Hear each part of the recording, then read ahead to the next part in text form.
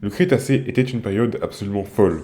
En effet, cette période qui s'étale de 145 à 66 millions d'années dans le passé abritait sur la terre ferme des géants de 11 à 13 mètres de long, comme le T-Rex, le Spinosaure et le Carcharodontosaure, qui régnaient sur toutes les autres formes de vie. Dans les mers, on avait des reptiles marins de presque 20 mètres de long, comme le Mosasaure, qui pouvait te gober en une seule bouchée.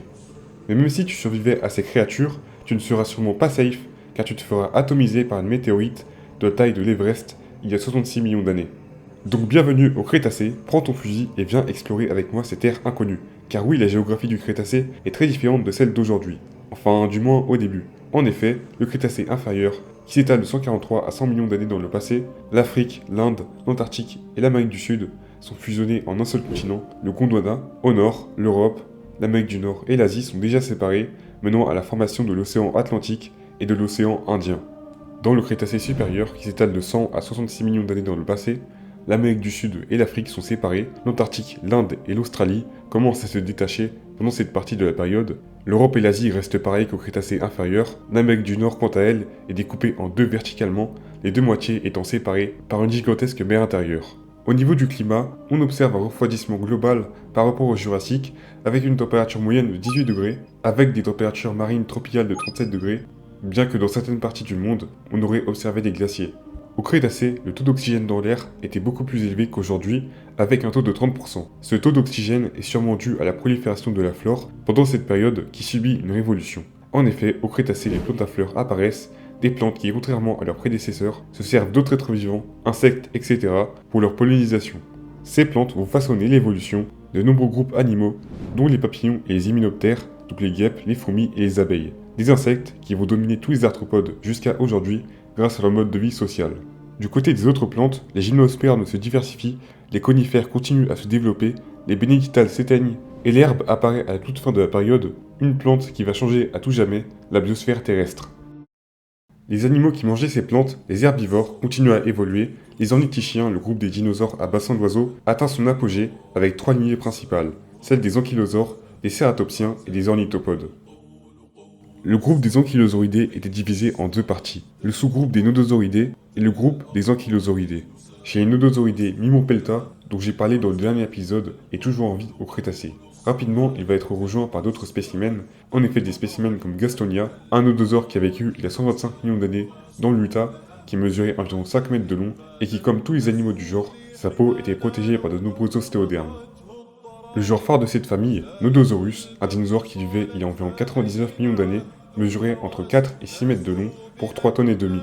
Ses quatre pattes trapues étaient terminées par 5 doigts, son cou était court et sa queue était rigide. Il avait un museau pointu, des mâchoires puissantes et des petites dents. Son régime alimentaire était composé de plantes peu coriaces, car il aurait été incapable de mâcher des fibres dures.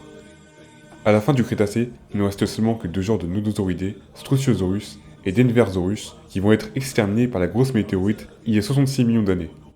Leur groupe cousin, les ankylosauridés, eux, apparaissent il y a 122 millions d'années. Leur grande différence par rapport aux nodosauridés est la présence d'une massue au bout de leur queue, dont ils se servaient pour assommer ou briser les os de leurs prédateurs. Le premier ankylosauridé connu est Yaoningosaurus, un ornithischien qui était extrêmement bizarre comparé à ses cousins. En effet, certains aspects de son anatomie semblent suggérer qu'il était aquatique, car certains paléontologues ont estimé en raison de ses griffes, ses dents, ainsi que des poissons qu'on a retrouvés dans l'estomac d'un spécimen, que Yaoningosaurus était omnivore, voire même carnivore, ce qui est très étonnant pour un ankylosaure. Au cours du Crétacé, on verra apparaître de nombreux membres de cette famille, comme Chamosaurus, Scolosaurus et Saechania. Le dernier membre du groupe avant l'extinction crétacé-paléogène est bien sûr Ankylosaurus, le genre phare du groupe des ankylosaures, qui était sûrement le plus grand dinosaure de la famille, mesurant entre 6 et 8 mètres de long.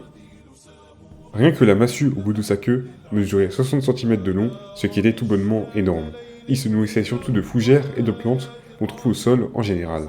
En général, il avait besoin d'environ 60 kg de ces plantes par jour pour se maintenir, ce qui est autant que ce qu'un grand éléphant nécessite. Il aurait aussi probablement mangé des fruits qui commençaient à se diversifier à la fin du Crétacé. Ankylosaurus vivait probablement dans les montagnes de ce qu'est aujourd'hui l'Amérique du Nord il y a 68 millions d'années, là où il affrontait régulièrement des prédateurs comme les T-Rex et les battait la plupart du temps. Mais assez parlé des ankylosauriens et passons au deuxième des trois groupes dont je vais parler aujourd'hui, les cératopsiens qui fleurissent pendant cette période. En effet, depuis une longue, de nombreux groupes sont apparus. Le plus primitif de ces groupes est sans doute celui des Leptoceratopsidés qui comportaient des membres comme Helioceratops, Leptoceratops et Coreoceratops. Les membres de cette famille étaient tous assez petits, arborant des tailles de l'ordre de 1 mètre de long. On voit aussi qu'ils étaient toujours capables de bipédie, une caractéristique qui ne perdurera pas chez les groupes suivants. En effet, un autre groupe de cératopsiens qui va apparaître pendant cette période est le groupe des Protoceratopsidés, un groupe de cératopsiens quadrupèdes qui mesuraient tous entre 1 et 2 mètres de long. On connaît 3 genres dans ce groupe, Bagaceratops, Breviceratops et Protoceratops. On sait que ces animaux étaient probablement nocturnes, dus aux grands yeux de Protoceratops. On sait aussi que les membres de cette famille prenaient sûrement soin de leurs juvéniles, et leurs juvéniles vivaient dans des groupes jusqu'à l'âge adulte. Les adultes, eux, vivaient un mode de vie plutôt solitaire, et les membres de cette famille vivaient surtout dans les milieux désertiques. Un des fossiles les plus connus en paléontologie est sans doute celui d'un Protoceratops, figé éternellement dans un combat contre un Vélociraptor, probablement tués tous les deux lors d'une tempête de sable. La famille la plus complexe de cératopsiens est sans doute celle des Cératopsidés. En effet, cette famille, dont l'histoire débute il y a 82 millions d'années, est caractérisée par une assez grande taille, comprise entre 5 et 7 mètres de long. En plus de ça, ils possédaient un front très modifié, arborant un nombre variable de cornes. Ils vivaient quasiment tous dans ce que aujourd'hui l'Amérique du Nord. Ce groupe est divisé en deux parties, les chasmosaurinés et les centrosaurinés. Le premier membre de ce groupe, Menephiceratops sayeli, qui a vécu au Nouveau-Mexique il y a 82 millions d'années, était un herbivore plutôt grand, mesurant environ 4 mètres et demi de long.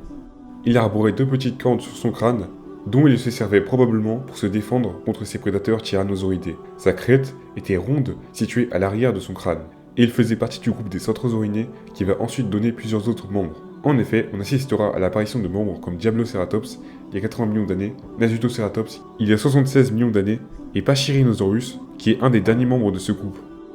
Il mesurait selon les espèces entre 5 et 8 mètres de long, ce qui est déjà bien plus grand que tous les membres précédents du groupe. Contrairement aux autres membres de la famille, il n'avait pas de cornes, mais des sortes de bosses osseuses sur son crâne.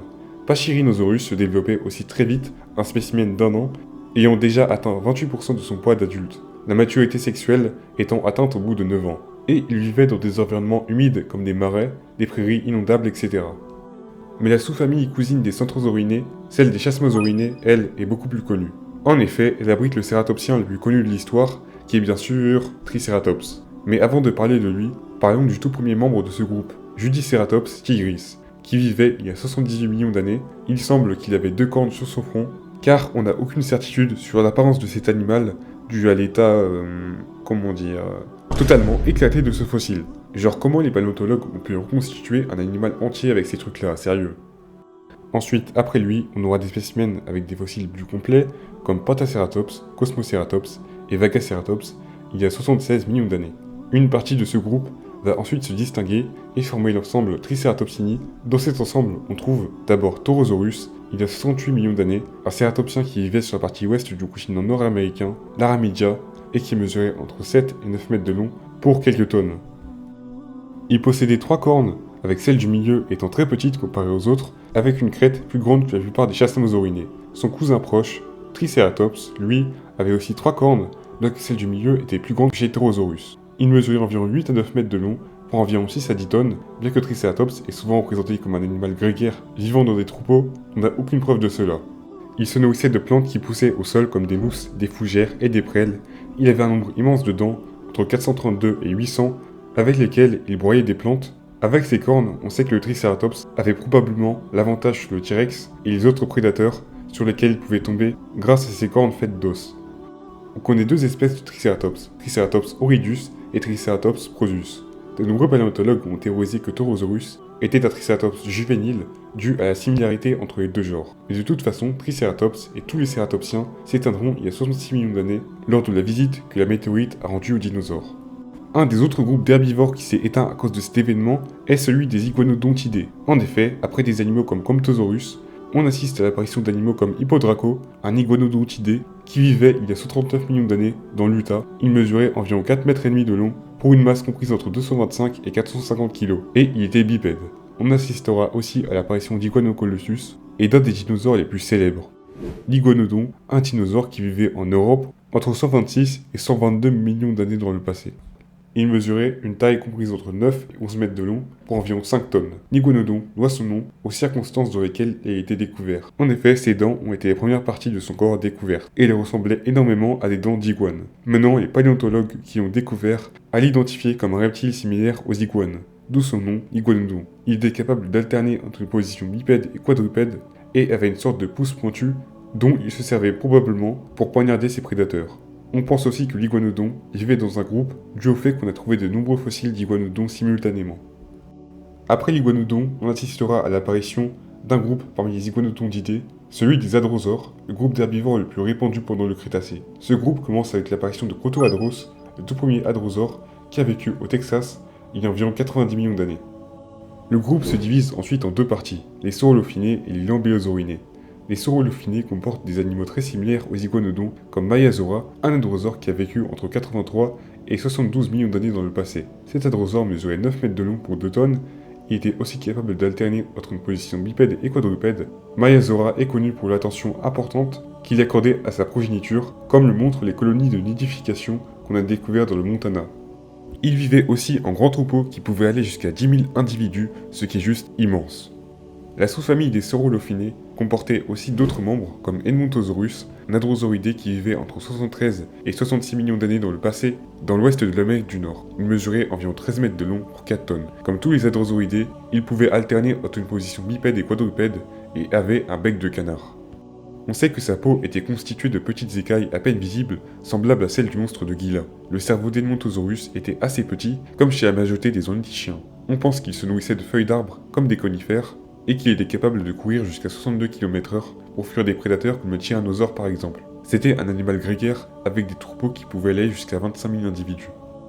Le dernier saurolophiné dont j'ai parlé est Shantungosaurus, le plus grand hadrosaure de tous les temps, qui a vécu en Chine il y a 70 millions d'années dans le passé. Il mesurait environ 16 mètres de long, 11 tonnes, et pouvait atteindre jusqu'à 8 mètres de haut en position bipède. Il se nourrissait aussi de plantes comme des prêles, etc. Mais l'autre groupe d'hadrosauridés, qui était caractérisé par une crête osseuse sur leur crâne, fleurissait aussi. Et je pense que son meilleur représentant était sans doute Parasaurolophus, un hadrosaure qui a vécu il y a environ 75 millions d'années dans ce qui est aujourd'hui l'Amérique du Nord. Il mesurait 9 mètres de long pour environ 5 tonnes. On connaît environ 3 espèces de parasaures. Parasaurolophus walkeri, Parasaurolophus tubicen et Parasaurolophus cyrtocristatus. Sa caractéristique principale était sa crête, dont on ne connaît pas vraiment la fonction. Elle aurait pu servir à amplifier le son pour communiquer, réguler la température du corps, ou même servir pour une sorte de parade nuptiale. Mais il nous reste un groupe d'herbivores à couvrir. Les sauropodes, qui ont continué à se diversifier depuis le Jurassique, avec leurs deux sous-groupes, les diplodocoïdes et les macronaires. Les diplodocoïdes, le groupe d'où vient Diplodocus, est caractérisé par un corps généralement allongé. Un des premiers diplodocoïdes connus pendant le Crétacé est Nigersaurus, un sauropode qui vivait entre 115 et 105 millions d'années dans le passé. Il mesurait 9 mètres de long pour une masse comprise entre 2 et 4 tonnes, et il était donc plutôt petit pour un sauropode. Ensuite, on verra l'apparition de l'Himayasaurus entre 99 et 94 millions d'années dans le passé, dans ce qui est aujourd'hui l'Amérique du Sud. L'un des derniers diplodocoïdes connus sera Capepansaurus, il y a 85 millions d'années en Argentine. L'autre sous-groupe de sauropodes est celui des macronaires, qui compte le plus grand sauropode de tous les temps, Patagotitan, un genre de sauropode géant qui vivait il y a 101 millions d'années dans le passé. La taille de cet animal était absolument choquante, mesurant environ 37 mètres de long et pesait environ 69 tonnes. Il vivait dans ce qui est aujourd'hui l'Argentine. Un de ses cousins les plus proches, Argentinosaurus, lui vivait entre 96 et 92 millions d'années dans le passé. Il mesurait une taille similaire à Patagotitan et vivait en concurrence avec des prédateurs terrifiants comme Mapusaurus, un des plus grands prédateurs n'ayant jamais existé. On verra d'autres macronaires pendant cette période comme Alamosaurus aux USA il y a 70 millions d'années, Isisaurus en Inde il y a 70 millions d'années et Lirhinosaurus en Espagne. Le groupe cousin des sauropodes, celui des théropodes, est plus dangereux que jamais pendant le Crétacé. En effet, c'est pendant cette période qu'on verra les plus grands prédateurs de l'histoire apparaître. Car depuis le Jurassique, de nombreux groupes sont apparus parmi les théropodes. Les Carcharodontosauridae, des cousins proches des allosaures, atteignent une taille gigantesque. Un des premiers membres de ce groupe est Acrocanthosaurus, qui a vécu il y a 110 millions d'années dans le passé, dans ce qui est aujourd'hui le sud des États-Unis.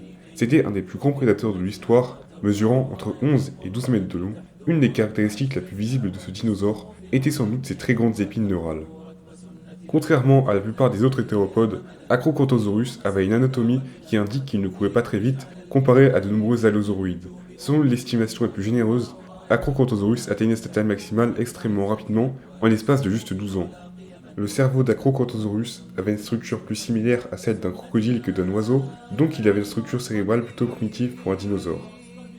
Il chassait des sauropodes comme Sauroposéidon et Astrodon, et des ornithopodes comme Tenontosaurus. Un autre membre de cette famille, Mapusaurus, vivait dans ce qui aujourd'hui est l'Argentine, auprès d'Argentinosaurus. Il mesurait entre 10 et 12 mètres de long et était l'apex prédateur de son milieu il y a environ 100 millions d'années.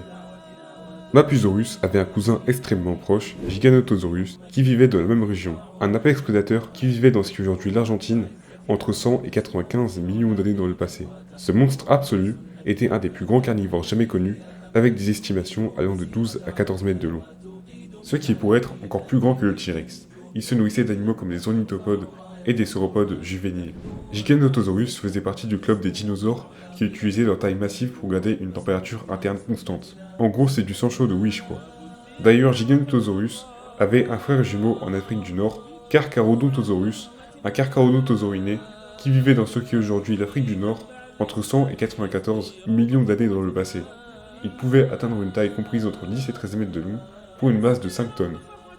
Son crâne abritait des dents ressemblant étrangement à des dents de requin, ce qui a d'ailleurs inspiré son nom. Il vivait dans un environnement marécageux, bordant l'océan Tétis.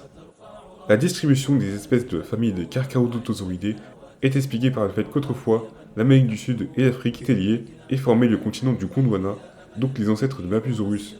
Giganotosaurus et Carcharodontosaurus se sont dispersés à travers et ont donné naissance aux espèces qu'on connaît aujourd'hui. Un autre groupe de théropodes faisait aussi régner la terreur sur les terres du Crétacé. En effet, les Abélisauridés, un groupe de théropodes connus pour leurs nombreux types de cornes et par leurs bras extrêmement courts, on y trouvait des spécimens comme Carnodorus qui vivaient entre 72 et 66 millions d'années dans le passé dans l'Amérique du Sud. Il mesurait une taille comprise entre 7 et 8 mètres de long et avait 2 cornes sur son crâne, dont on ne connaît pas vraiment l'usage, et des bras ridiculement petits dont on ne connaît pas l'usage aussi. Il pouvait atteindre environ 50 km/h quand il poursuivait ses proies, comme des ornithischiens et des cératopsiens. Un autre membre de cette famille, Majungasaurus, vivait lui à Madagascar en même temps que le Carnotaure. Il mesurait environ 7 mètres de long pour 3 mètres de haut. Contrairement à Carnotaurus, il avait une toute petite corne sur son crâne. Il avait des tout petits bras comme Carnotaurus, et il chassait des proies comme Rheptosaurus, un petit sauropode du Crétacé. Majungasaurus était peut-être cannibale, car on a découvert des os avec des marques de morsures d'autres Majungasaures, ce qui veut dire qu'ils étaient sûrement cannibales ou d'humains agressifs entre eux. Le groupe le plus spécial de théropodes pendant le Crétacé est sans doute la famille des Spinosauridae, une famille de théropodes qui possédaient tous un crâne similaire à celui des crocodiles et qui vivaient un mode de vie semi-aquatique, similaire à celui des crocodiles. Un des premiers membres de ce groupe est Baryonyx, un grand théropode qui vivait dans ce qui est aujourd'hui l'Europe de l'Ouest il y a environ 125 millions d'années. Il mesurait une taille comprise entre 8 et 10 mètres de long, et on sait qu'il était en partie piscivore, car on a retrouvé des morceaux de poisson dans son abdomen. On verra de nombreux membres arriver dans ce groupe au fil des millions d'années, comme Valibona venatrix, Ichthyovenator, un spinosauridé qui vivait entre 125 et 113 millions d'années dans le passé, et qui mesurait une taille comprise entre 9 et 11 mètres de long. Il possédait une petite voile sur son dos, formée par ses épines neurales, et comme tous les spinosauridés, il était semi-aquatique et était sans doute piscivore. Mais à la toute fin du Crétacé, on verra le membre le plus important et connu de ce groupe apparaître, Spinosaurus, un des dinosaures les plus iconiques de tous les temps, qui a changé de design environ 50 fois. Ce monstre vivait en Afrique du Nord entre 113 et 70 millions d'années dans le passé. C'était un des théropodes les plus grands d'histoire, mesurant environ 14 mètres de long.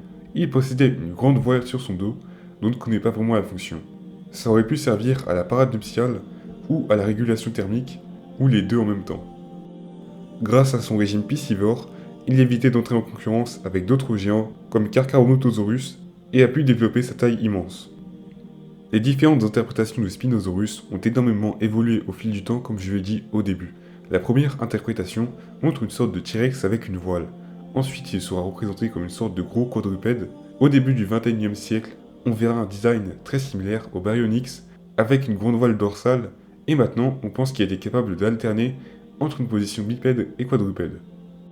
Le plus grand groupe de théropodes au Crétacé est sans doute celui des Salurosaures, un groupe qui comporte les raptors, les tyrannosaures, les thérizinosaures et les oiseaux. Les membres les plus primitifs de ce groupe sont les Tyrannosauroidés, la famille étendue du fameux T-Rex, une superfamille qui existait déjà à la fin du Jurassique, et dont l'épopée commence vraiment avec Eotyrannus, un dinosaure de taille moyenne qui vivait en Angleterre il y a 130 millions d'années, et mesurait environ 4 mètres de long. Bien que le spécimen aurait pu être juvénile, donc cette espèce aurait pu être encore plus grande. Un autre spécimen de cette époque est Eutyrannus, un tyrannosauroïdé qui vivait il y a 125 millions d'années et mesurait environ 9 mètres de long. Il était caractérisé par ses plumes, avec des plumes mesurant environ 20 cm de long, dont on pense qu'elles couvraient tout son corps et servaient de duvet pour se protéger contre le froid de la région chinoise dans laquelle il vivait. On pense aussi qu'il chassait les sauropodes en meute, ce qui leur aurait donné une aura gigantesque. Il y a 82 millions d'années, la famille des tyrannosauridés apparaît, une famille caractérisée par leurs dents épaisses et leurs bras à seulement 2 doigts. Leur histoire commence avec Lithonaurax, un théropode de taille moyenne comprise entre 5 et 8 mètres de long, et qui vivait dans ce qu'aujourd'hui l'Amérique du Nord, dans la partie ouest du continent qui est appelée l'Aramidia, et il chassait probablement des hadrosaures et des cératopsiens. Un peu plus tard, on verra des membres comme Daspletosaurus, un dino qui a vécu entre 77 et 75 millions d'années dans le passé. Il était un peu plus grand que Lithonaurax, avec une taille comprise entre 8 et 9 mètres de long, pour environ 3 tonnes. On a des preuves que Daspletosaurus vivait en groupe, bien que ces groupes auraient pu se battre entre eux, parfois pour des carcasses par exemple. Un autre membre de ce groupe qui a vécu un peu plus tard est Albertosaurus, un tyrannosauridé qui vivait dans ce qu'est aujourd'hui le Canada entre 73 et 72 millions d'années. Il mesurait une taille comprise entre 8 et 9 mètres de long pour 3 tonnes. La plupart de ces fossiles étaient des juvéniles d'environ 14 ans qui vivaient peut-être en bande où ils chassaient leur proie avec une vitesse pouvant atteindre plus de 21 km/h. La famille des tyrannosauridés va se subdiviser il y a 81 millions d'années pour donner naissance à la sous-famille des tyrannosaurinés et littéralement le frère jumeau du T-Rex. Je parle bien sûr de Tarbosaurus, un tyrannosaurinée qui a vécu entre 70 et 66 millions d'années dans le passé, dans ce qui est aujourd'hui la Mongolie et la Chine. Il mesurait une taille comprise entre 10 et 11 mètres de long et avait un corps plutôt massif. Et il chassait des théropodes herbivores comme Therizinosaurus et Deinocheirus avec sa force de morsure immense.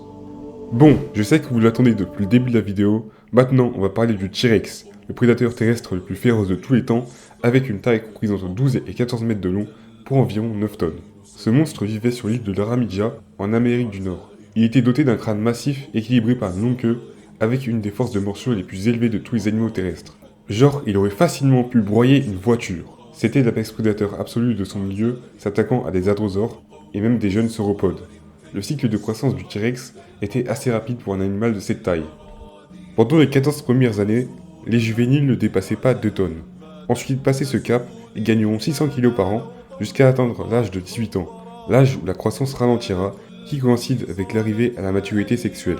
Le tyrannosaure avait peut-être des plumes, mais si c'était le cas, elles ne couvraient pas tout son corps. Son métabolisme n'était ni à sang chaud ni à sang froid, mais plutôt gigantotherme, gardant une température stable à cause de l'immense taille de son corps. Du côté de sa vitesse, a été estimé capable de courir environ 27 km/h.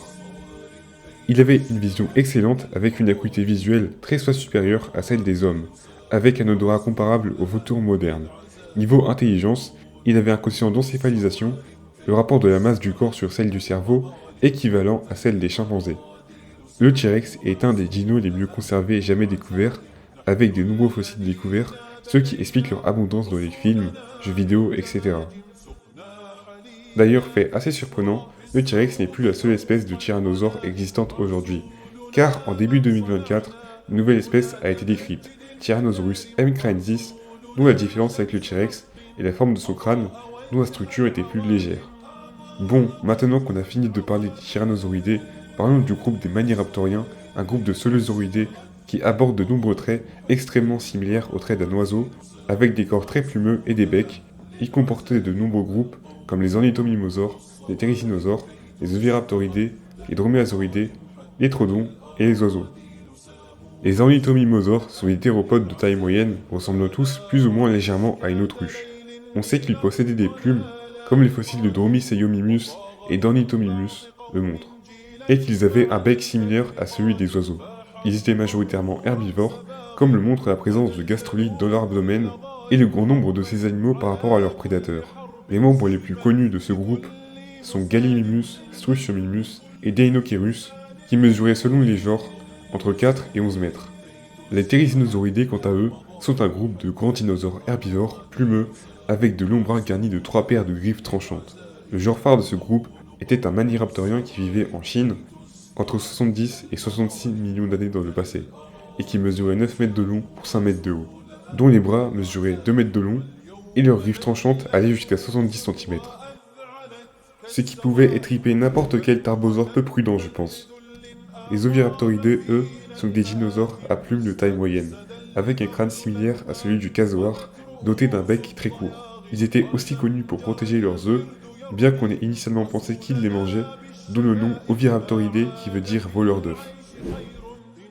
Les dromaeosauridés sont le groupe le plus divers, étant un groupe de dinosaures carnivores plumeux, qui compte de nombreuses espèces dans leur rang.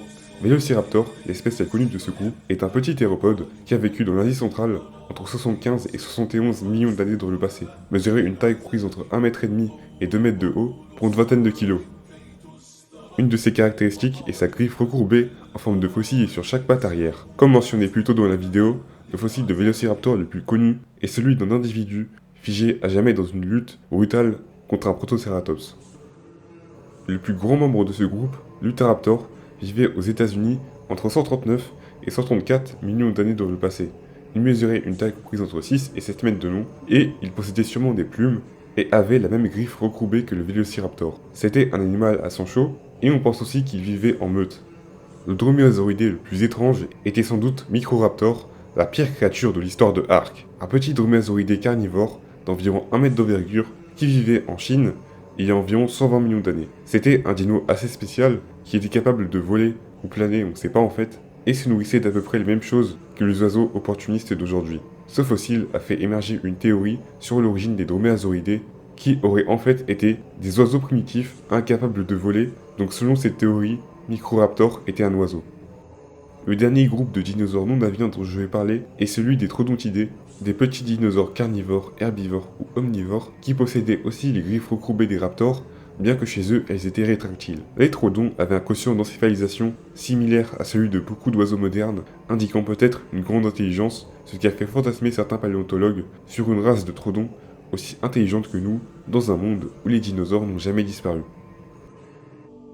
Le groupe frère des trodons, les oiseaux, lui, existe encore aujourd'hui, et depuis le Jurassique avec Archaeopteryx, on a assisté à l'apparition de nouveaux membres, comme Confucius ornis, il y a 122 millions d'années, un oiseau de 70 cm d'envergure, environ, qui est bien plus moderne qu'Archaeopteryx dans sa morphologie, avec une queue qui a disparu et un bec, bien que pendant longtemps, les oiseaux à bec et à dents vont cohabiter. Un oiseau qui combine les deux, Ichthyornis, était un oiseau américain qui ressemblait fortement à une mouette. D'ailleurs, ce qui est étonnant, c'est que Ichthyornis était plus proche de la lignée des oiseaux modernes que Confucius ornis, malgré les apparences. La lignée des oiseaux modernes est formée de 3 groupes principaux. Les paléoniates, qui sont en gros les autruches, etc., les volailles, canards, poules, etc., et le reste des oiseaux, les néoaves. Le premier groupe à se distinguer sera celui des volailles, avec Austinornis, il y a 85 millions d'années, qui est une petite volaille dont les descendants aujourd'hui subissent les pires horreurs imaginables. Le groupe qui rivalisera avec les oiseaux, quelques millions d'années plus tard, les mammifères, eux, se sont divisés en 3 groupes il y a 130 millions d'années. Les monotrèmes, qui sont les ornithorynques et les échidnés, les marsupiaux, donc les kangourous, les opossums, etc., et les placentaires qui sont le reste des mammifères.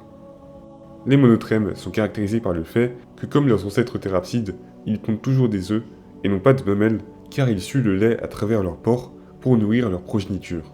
Les marsupiaux, eux, sont caractérisés par le fait que leur progéniture naît prématurée à un état quasiment fœtal. La progéniture doit ramper jusqu'à la poche de sa mère, où elle boira son lait jusqu'à ce qu'elle puisse sortir de la poche par elle-même. Les placentaires, eux, sont caractérisés par le placenta, un organe qui sert de barrière pour empêcher le système immunitaire de la mère de tuer le bébé prématurément et qui apporte les nutriments au bébé pendant toute sa croissance. Parmi les placentaires, les rongeurs apparaîtront il y a 80 millions d'années qui donneront naissance à des espèces comme le rat qui déciment toutes les espèces indigènes comme Madara versus l'Alliance Shinobi, tandis que le reste des groupes apparaîtra après l'épreuve qui va exterminer tous les animaux dont on a parlé jusque-là. L'extinction Crétacé-Paléogène il y a 66 millions d'années. En effet, une météorite de la taille de l'Everest qui s'écrasa dans la péninsule du Yucatan au Mexique et un volcanisme à l'ampleur apocalyptique vont relâcher des tonnes de CO2, de poussière et un tas de gaz nocifs dans l'atmosphère. Résultat, la lumière du soleil ne passe quasiment plus, ce qui va exterminer les plantes et le phytoplancton, ce qui va mener à un génocide des herbivores, comme les sauropodes, les cératopsiens et les hadrosaures. Les grands carnivores théropodes sont donc tous morts de faim, et à part les petits animaux comme les oiseaux et les mammifères, les seuls grands animaux à survivre seront les crocodiles, grâce à leur sang-froid, qui leur permet de survivre très longtemps sans manger. Quelques milliers d'années après, les nuages de poussière se dissiperont, laissant les rayons du soleil briller sur les nouvelles terres de l'ère cénozoïque, qui vont rapidement faire l'objet d'une concurrence féroce entre mammifères, oiseaux et crocodiles pour la domination des nouveaux écosystèmes. Mais ça sera pour le prochain épisode bien sûr. Enfin bref, si cette vidéo vous a plu, n'hésitez pas à vous abonner, à liker, à partager et à regarder la vidéo qui va s'afficher juste là.